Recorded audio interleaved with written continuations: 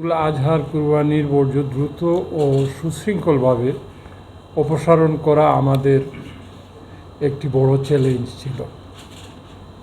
মহান আল্লাহর অশেষ রহমতে এবং আপনাদের সবার স্বতঃস্ফূর্ত সহযোগিতায় আমরা অত্যন্ত দ্রুততম সময়ের মধ্যে সিলেট নগরীকে পরিচ্ছন্ন করতে সক্ষম হয়েছি। নগরবাসীর প্রতি আমরা কৃতজ্ঞতা জানাই একটি সুন্দর শহর উপহার দেয়া, এবং প্রথম শর্তই হলো নাগরিকদের সচেতনতা। নির্ধারিত স্থানে কুরবানির দেয়া এবং আমাদের সরবরাহকৃত পরিবেশ বান্ধব ব্যাগে পরিচ্ছন্ন কর্মীদের হাতে তুলে দিয়ে আপনারা যে দায়িত্বশীলতার পরিচয় দিয়েছেন, তার জন্য আমি সমগ্র সিলেটবাসীর প্রতি আন্তরিক ধন্যবাদ ও গভীর কৃতজ্ঞতা প্রকাশ করছি। আপনাদের এই সচেতনতা ও সহযোগিতা ছাড়া এত দ্রুত নগরী পরিচ্ছন্ন করা সম্ভব হতো না।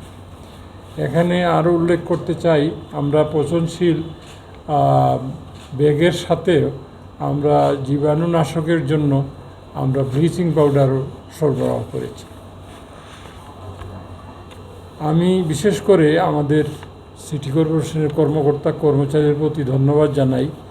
এই তীব্র গরম ও প্রতিকূল আবহাওয়া অপেক্ষা করে ঈদের আনন্দ বিসর্জন দিয়ে সিসিকের সকল কর্মকর্তা কর্মচারী এবং বিশেষ করে পরিচ্ছন্নতা কর্মী দিনরাত নিরলস পরিশ্রম করেছেন। আমি তাদের জানাই আন্তরিক অভিনন্দন এবং ধন্যবাদ। আপনাদের অক্লান্ত পরিশ্রম ও কর্তব্যনিষ্ঠার কারণে মাননীয় প্রধানমন্ত্রীর ঘোষিত নির্ধারিত সময়ের আগে অর্থাৎ 8 ঘন্টায় মাননীয় প্রধানমন্ত্রী 12 ঘন্টা সময় বেঁধে দিয়েছিলেন। আমরা 8 ঘন্টার মধ্যে নগরীকে বর্জ্যমুক্ত করে আমরা পূর্বের অবস্থায় ফিরিয়ে আনতে পেরেছি। আপনাদের এই ত্যাগ প্রচেষ্টা সিসিক পরিবার, সিলেট সিটি কর্পোরেশন সব সময় মনে রাখবে। সিলেট সিটি কর্পোরেশনের উন্নয়ন অগ্রযাত্রায় আপনাদের সর্বদা সম্মানিত সাংবাদিকবৃন্দর সহযোগিতা পেয়েছি। ঈদুল আজহায় আমরা সাংবাদিকদের অকুণ্ঠ সহযোগিতা পেয়েছি। এই জন্য আমি সম্মানিত সাংবাদিকবৃন্দকে ধন্যবাদ জানাচ্ছি। ভবিষ্যতেও আপনারা সর্বাত্মক সহযোগিতা আপনাদের কাছে কামনা করি। প্রিয় বন্ধুগণ, এই সফলতা আমাদের দায়িত্ব আরও বাড়িয়ে দিয়েছে।